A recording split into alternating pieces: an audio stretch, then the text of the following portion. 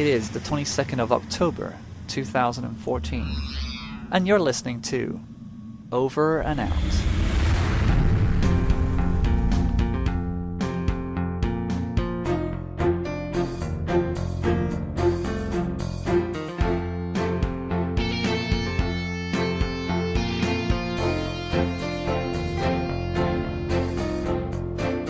Hello, you're here, I'm here, you're listening, and welcome to Over and Out. Okay, so wow, it's October the 22nd, folks, and it's a week before Halloween. That's always exciting. What else is happening today? This is interesting. It's National Wombat Day in Australia. How the hell does that work? Do you visit the wombats in their natural habitat? Do you give them a food parcel? Or maybe you just tie a ribbon around their tail.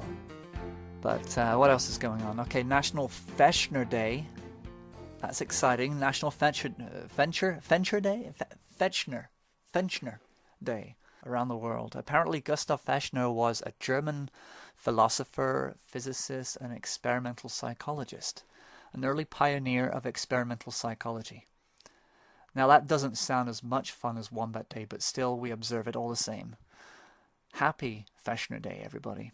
So, back to the show. Over and Out is back. Are we back? Is this the one? We haven't done one of these in a number of years for reasons of a technical nature.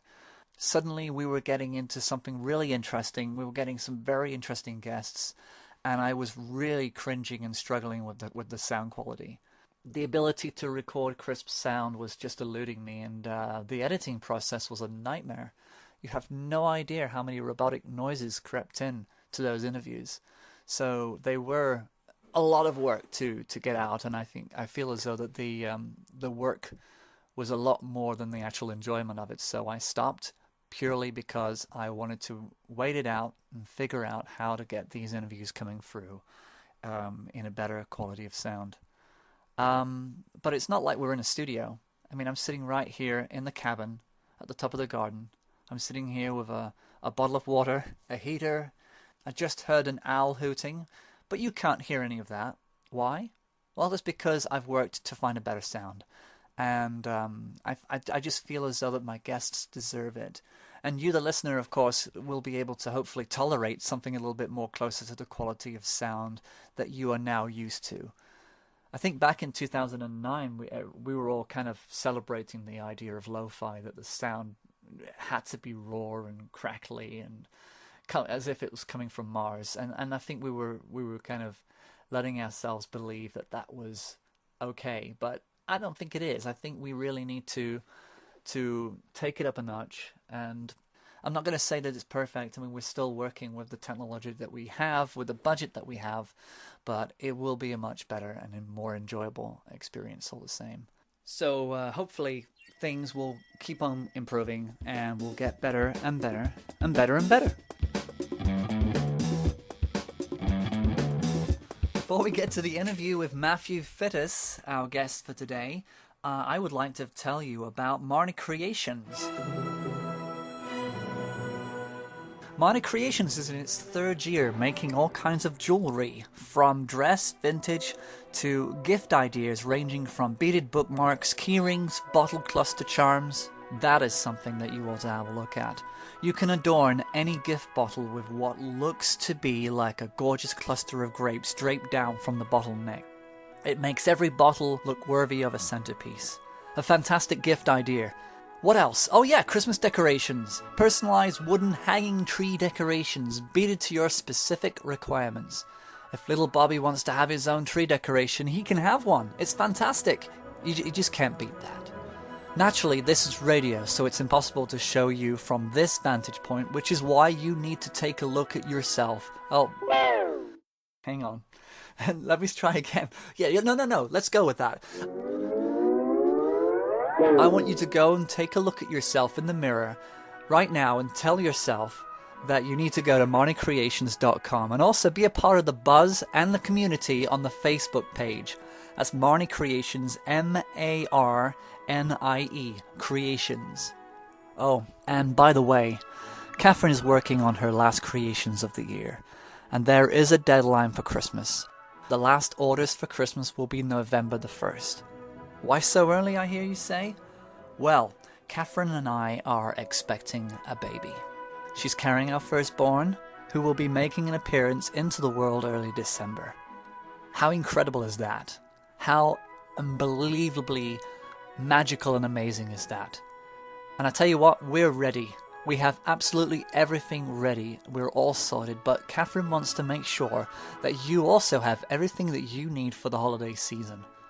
I've got to say, she is prolific. Catherine is skilled and she loves to find new ways to make people happy with the things that she creates. So remember, November the 1st, folks, last orders for Marnie Creations, marniecreations.com.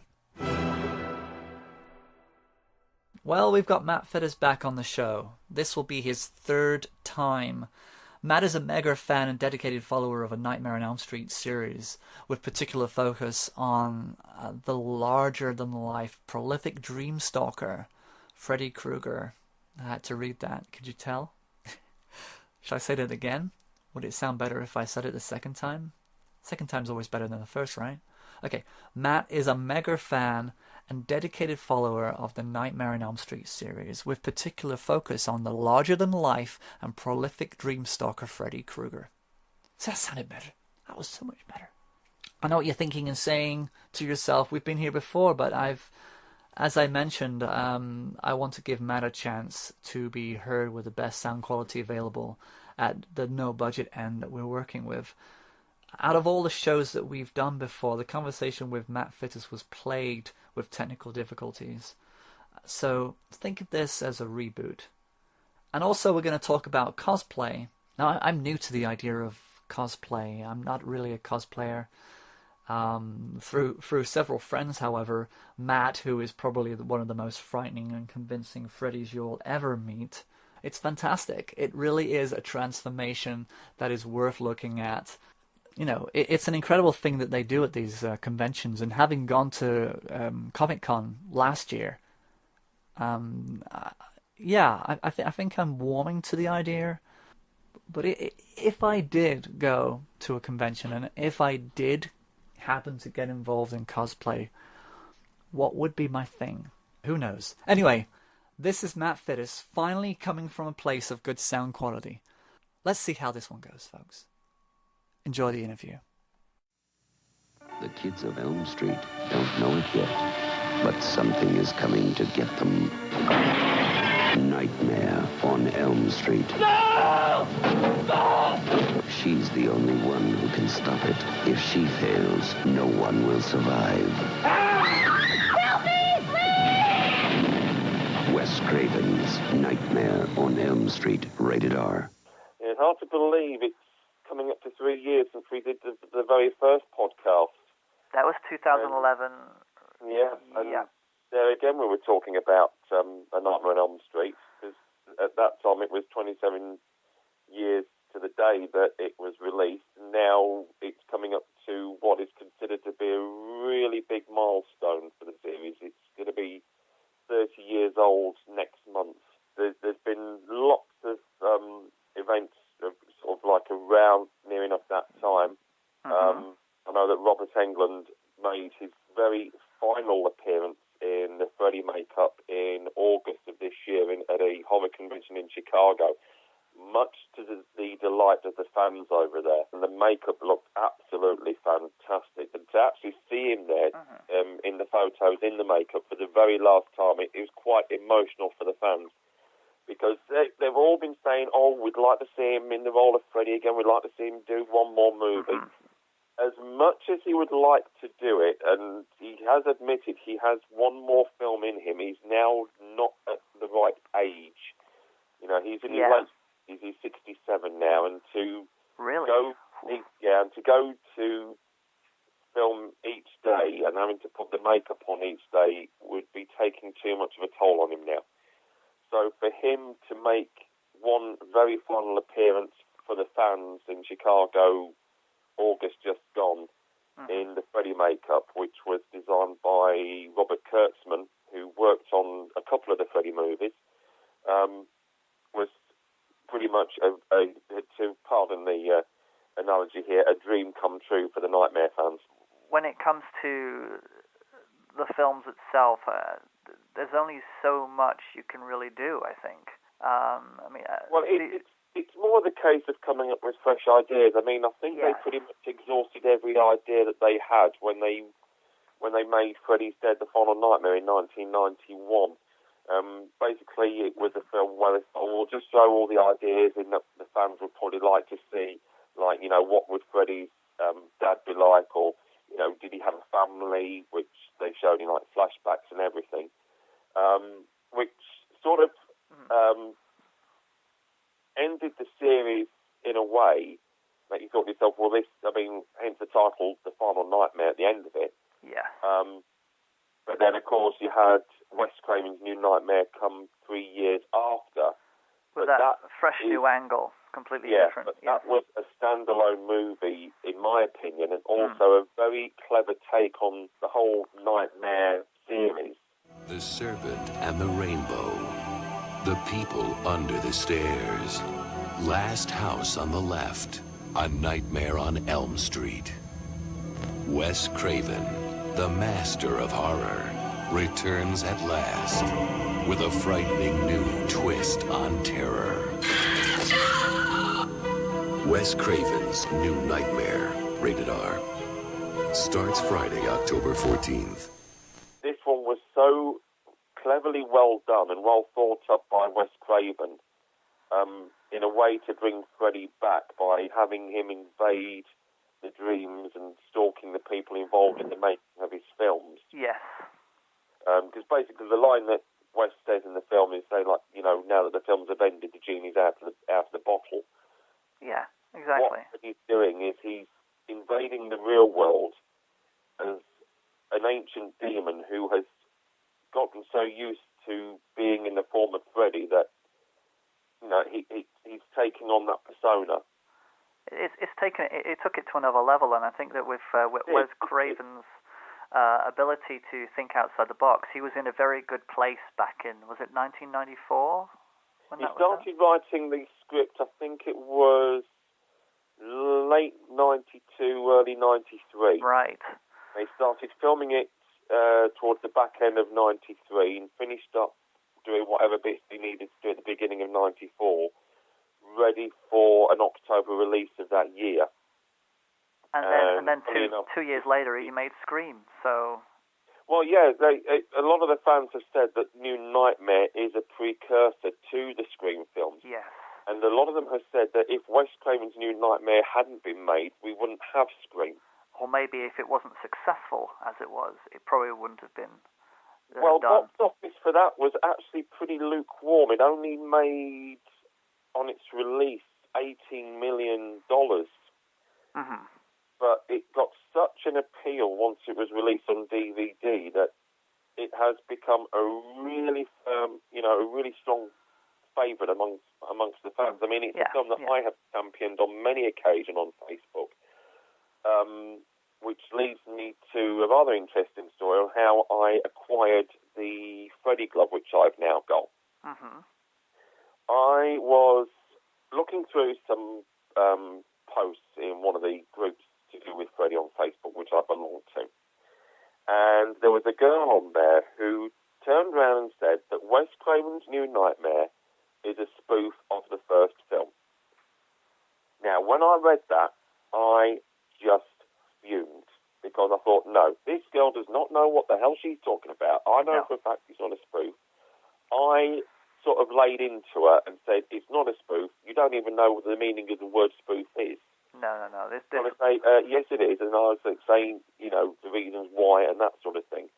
And a lot of my other Facebook friends had seen this argument, started joining in, defending me, up to the point where someone was saying, you don't want to mess with him, he knows his Elm Street. To a couple of minutes after, and I get an inbox message from one of my friends over in America saying, that he'd seen the argument, seen how passionate I was in regards to the film and with the series and that sort of thing. He then turned around to me and said that he was going to be building my very own Freddy glove for nothing. Now, considering these guys build these gloves and sell them online, especially on eBay, and that, they do go for quite a lot of money. Yes, yeah. I need to get one for nothing. I thought I felt honoured. Yeah, well, if you conduct yourself with decorum and passion and not, for the sake of actually, that's probably the first internet argument where somebody's actually gotten something out of it. Well, yes. That's incredible. That's an incredible story. Yeah. But to spoof, I don't think I've ever actually seen a spoof of Nightmare on Elm Street. No, there never has been one. No. There have been references to Freddy and A Nightmare on Elm Street in movies in the past. Yeah. Dragnet, the scene where Tom Hanks' character arrives at Dan Aykroyd's character's granny's house. Yeah. And he turns around and says, "I knew it. It's Nightmare on Elm Street." And that must make him Freddy Krueger. So it's become part of the popular culture, and to have it to be mentioned in films and even in other aspects, Ronald Reagan, back in the late 80s, in a speech, made a reference to A Nightmare on Elm Street by saying something along the lines of if you take a walk down our position's memory lane, it begins to look like Nightmare on Elm Street. And that's a bizarre reference, really. Yeah. And even Bollywood's done its own version. It's a film called Mahakal, right, which I think literally means monster. And it is basically a Bollywood version of A Nightmare on Elm Street. There's a person in there with a hideously disfigured face, and he wears a glove on his hand with knives at the end of his fingers. So it's embraced itself amongst popular culture for the past 30 years. But not to the point where it's actually been mocked or mimicked in that spoof fashion. It's never actually gone into that zone of genre. No, it hasn't. And I don't think it ever will. That's one area where I'm actually quite thankful that no one has actually decided to do a parody of it, or to actually take like the Naked Gun approach or the airplane approach, that sort of thing, and actually do something along those lines. So I'm actually quite thankful they've not done something like that. I was watching something the other day. I think it was pre-rec from Red Letter Media. They were reviewing Alien Isolation, the game. Oh, that's the new video game that's out. That's correct. And what they were saying, they said something that struck a chord, and it kind of made me look at everything that is a part of a franchise, such as Freddy Krueger, such as the Predator films, the Alien films. And what they said is that when you watch the first film, you're scared. There's a fear because your fear is coming from an unknown place. Yeah. So once you've actually gone past that, and you kind of go into an area of nostalgia, you no longer have a fear. You're just looking forward to seeing the character. So when they started playing the Alien Isolation game, as soon as the alien appeared, they went, "Oh, look, there's the alien. It's all animated and everything, and it looks great. Wow," And that was their response. It wasn't, "Oh my gosh, there's an alien, I'm scared." Because you cannot be afraid when you're looking at something with a sense of nostalgia. No. That's true. And it's always a common thing, especially in horror movies, where, that you have to face your fear. And once you have faced your fear and overcome it, then you can pretty much conquer anything. That's right. Way I see it. And I think it's pretty much the way that Wes Craven saw it when he first came up with the concept of Freddy and A Nightmare on Elm Street. And it's even the same with a lot of the horror films he's done in the past. Like Last House on the Left, The Hills Have Eyes, Deadly Friends, Serving the Rainbow, that sort of thing, where you have to face your own fears in order to overcome them. That's it. And that's pretty much, especially in the case with Nancy. I mean, she went from being sort of like a mild-mannered, goody two-shoes teenager to becoming a real badass girl at the end by booby-trapping the house and pretty much vanquishing Freddy at the end of the first film. And she's basically seen as the ultimate warrior when it comes to first to face and the first to defeat him. And everybody sort of looks on that as being the ultimate opposition for Freddy. Exactly, and it's not about going in with a full arsenal of weapons or ability and knowledge. It's just about getting used to the familiarity, getting used to that fear and overcoming it. Who are you? I'm your nightmare. A Nightmare on Elm Street. I think the last time we spoke, the remake was just coming out, or had already been out. I'm not too sure. Yeah, the remake had actually been out for at least, I think it was 18 months when we first spoke about the series. Well, there had been rumours that they were meant to be doing a second film, but Brad Fuller of Platinum Dunes, which is Michael Bay's other company, which is basically a company that can do films on almost like a shoestring budget, but still sort of like look really good. He basically said that there weren't any plans to try and do a sequel to the 2010 version of Nightmare. Right. Of course, that could possibly change. Who knows? Do you feel as though that the remake is a part of the other Freddy films, or does it begin and end with Robert Englund? That's pretty much a question what all of the other Nightmare fans have been asked in the past. And the way I see it is this. The Nightmare films that Robert did is its own franchise in its own right. Yes. You've got 7 films that have been around for, up to that point, the first 10 years, from 84 to 94. Then, of course, you have Freddy vs. Jason, which made its appearance in 2003. Now, that film was 10 years in the making. In fact, I think he's even probably turn around and say something like 15 years in the making, because at the time, Paramount owned the rights to do Friday the 13th. And, of course, A Nightmare on Elm Street, those films were housed at New Line Cinema. Gotcha, yeah. Which a lot of people have called, and even still to this day, the house that Freddy built. Yeah. So, the big question is, I mean, you mentioned Freddy versus Jason. Yes. Now, that's taking 2 completely different fandoms and bringing them into one. Was that an idea that was rejected by the fans before the film came out, or was it embraced? No. In fact, throughout the whole convention circuit leading up to Freddy vs. Jason, Robert Englund had always been asked by fans. He's like, do you think Freddy could kick Jason's ass and that sort of thing? Freddy's coming back. To spread his fear and regain his power, To Freddy. he turns to an unspeakable evil. Wake up, Jason. Mommy wants you to Make them remember what fear tastes like! Now that evil Freddy used Jason. is turning on him. Why won't he die? Freddy vs. Jason, rated R.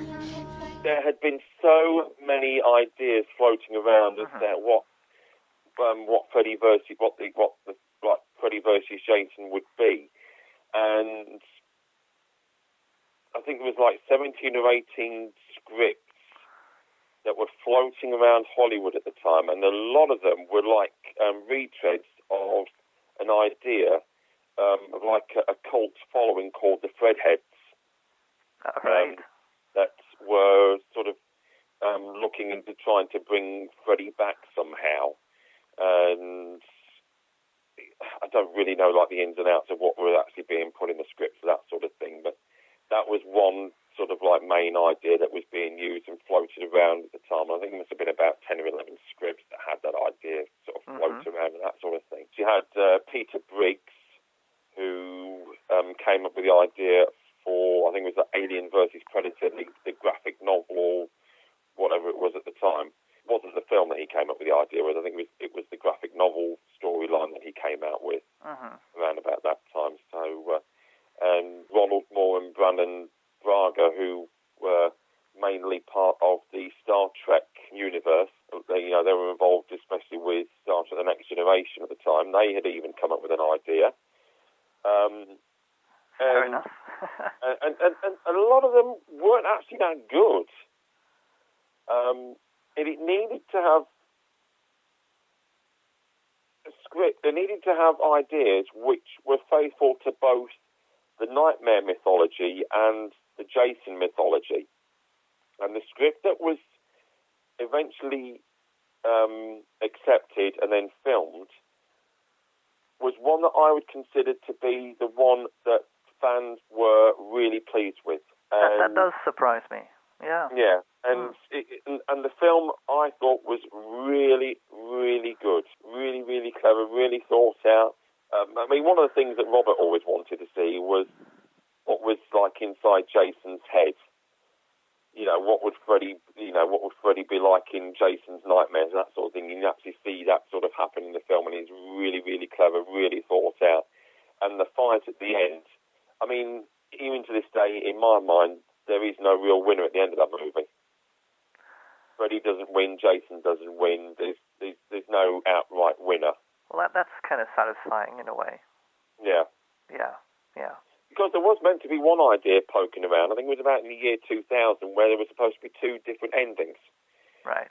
And basically, whichever version of the film you saw would have a completely different ending to someone say, oh, Freddy won, and they'd say, oh, no, he didn't, Jason won. They would tag on they would have tagged on whichever ending they would have wanted to put on, so like the fans would have seen like a completely different film at the end, as opposed to what the other fans had probably seen.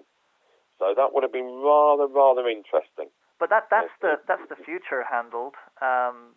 We know that Robert Englund is no longer going to go ahead with doing the Freddy Krueger thing, and at least the conventions are still going to go ahead, and cosplay is still going strong.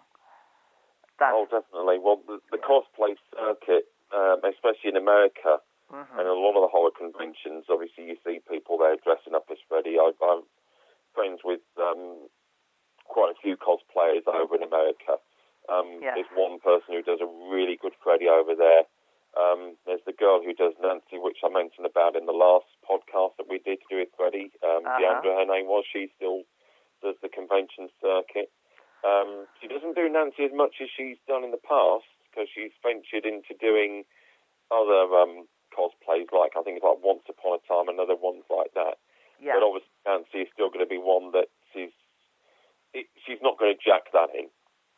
And there's another girl who I'm friends with called Taylor Bursky, who goes around as Alice, who was the girl who vanquished Freddy in both Nightmare 4 and Nightmare 5. Gotcha.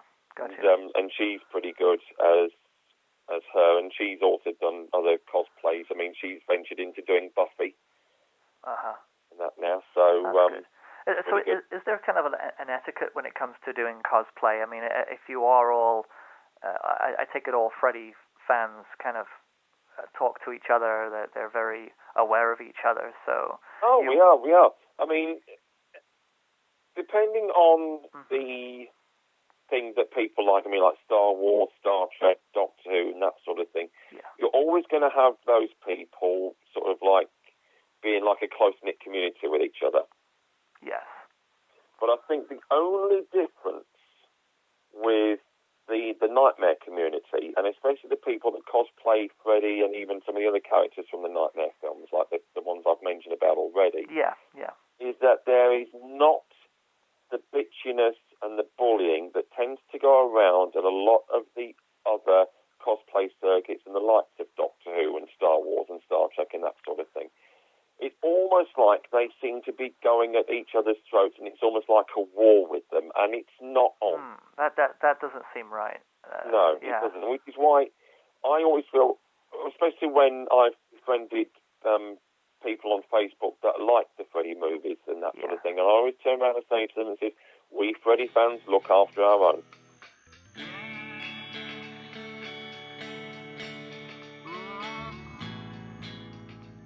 Fully recovered now from Saturday. yes, it was the Winter Olympics, wasn't it? No. Winter Olympics? The film, it's the Winter Film... Winter London Film and Comic Con. Olympics, yeah, exactly. And you came in first with your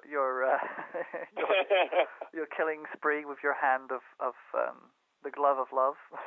Yes. Is that your that's the same costume that you've used for quite a few conventions now, isn't it? Yeah, well, since May of last year when I first started cosplaying as Freddy. I'm determined that next year at Manchester Comic Con that I'm actually going to wear something. I don't know what my fandom is really, but they seem to be very heavy on the fantasy role play. Yeah. That one, but it's a whole lot of fun. Yeah. And it helps. I mean, if it's a character that you really like, or it's a particular aspect of whichever fandom it is or that sort of thing. Yeah. That you really like, you get really immersed in it. I mean, with me especially, once I put on the mask and the hat and the glove and that sort of thing, I sort of instantly become Freddy. In a good way, not in a safe way. That is put to one side. Freddy is in the forefront. Gotcha. When I go around, I try and walk like him. I try and get the mannerisms right. There have even been occasions where I have unnerved them to the point, unnerved them by doing the laugh. I have actually, sorry, that's my daughter in the background. I have actually done the laugh to the point where one girl, the first time I did it, which was in Milton Keynes in May last year, she actually ran off because it was that frightening. It was actually that frightening. And I thought, this is definitely a winner. You've got it. I mean, it's like a second skin. Because you've also said that you're not going to be Freddy for much longer. No, let me just clarify that. Well, when I put that post up on Facebook, I hadn't actually made it clear to people that Saturday just gone was the first of 4 final appearances as Freddy for this year. For this year. So he's not going away in the trunk yet. No. Okay. No, Freddy. My appearances of Freddy are still going to be going ahead into next year. Right. But I am restricting doing it in the summer because when I was at the summer Comic-Con in London, that was such a scorching day. Yes. Yeah, it's almost like being in your own sauna wearing that mask. And it was like 25, 26 degrees outside. And the place was packed as it was already because they had such a high-profile guest in the form of Stan Lee at the event in July. And it was absolutely busy. In the first 2 hours in Earl's Court 2, the place was ramming. Gotcha. It was absolutely ramming. So what would you be in the summer? I'm guessing. Okay, I'm going to have. Shall I guess? You can guess if you want. It's going to be James Bond, right? Well, he's making his debut in Milton Keynes next month. I'm doing both days of Collectomania, which has been going on for so many years in Milton Keynes now. Freddy is making his penultimate appearance there on the Saturday, and then I'm debuting my Bond cosplay on the Sunday. Well, I think we've covered a lot. There's one question I do have to ask, and I've just seen the picture on your Facebook page. Yeah. You lost your hat, and you were trying to pick it up with a selfie stick. Is that right? Oh, that was funny. Did you get it back? It was while we were queuing up Saturday morning to go into Earl's Court 2. Gotcha. And I had just put my mask and hat on, I think it was about 7:45 in the morning. And I didn't even feel the wind, but then I soon felt that something wasn't there. And then I noticed that that my hat had blown off. And we were told, oh, Freddy's hat's blown off, and it had blown onto the net that was above the car park. Oh, that was lucky. Well, yeah, but I was thinking, how the hell am I going to get my hat back? And I was thinking, someone got anything that it can use? And there was a person there who had actually taken a little bit of a video of the queue outside while we were there lining up. You see, you borrow this if you want. So I got hold of the stick and grabbed the hat as much as I could, got it to the wall and sort of like dragged it up the wall to get it back up again. And there was about 5 or 6 people actually taking photos. I think it was their highlight of the morning. Anyway, I'm going to do a shameless plug now. Yeah, okay. I think we're about time to wrap up. So you do your plug. Yes. Now you've seen my page on Facebook, not my profile, but my page, which is actually linked to my profile. I only set this up. I think it was the February or March of this year. I mean, it is. I mean, it's my name at the start, but then it's followed by the UK Freddy Krueger cosplayer. So if you want to put the link of that onto the website for the podcast, that sort of thing, and let's find this. You know, people can be then drawn into what my world is. You know, what my world consists of in terms of cosplaying Freddy and what I get up to. I just found it. Luckily, when you type in Matt Fittis, yes, Freddy, with a Y, everybody, with a Y, spell it correctly. Yes. Everybody seems to spell it with an I-E. Yeah, I did that. No, oh dear. I can just imagine a whole planet of Freddy fans just going, no! Is that why they don't talk to me? I get it. It's bad enough when I see people spell Kruger wrong. Yeah, well, that has its own origin in the German spelling, so I can understand why they get that wrong. The Matt Fittis, the UK Freddy Krueger cosplay page, like it, and are there any other places where we can find you, Matt? Just that on Facebook. I'm also on Twitter as well. So you can find me on that as well. So those are mainly the 2 social networking sites that I'm on. So, yeah, you can find me on those. Thanks a lot, Matt, for that. No problem. I'll see you again in the future. Beams.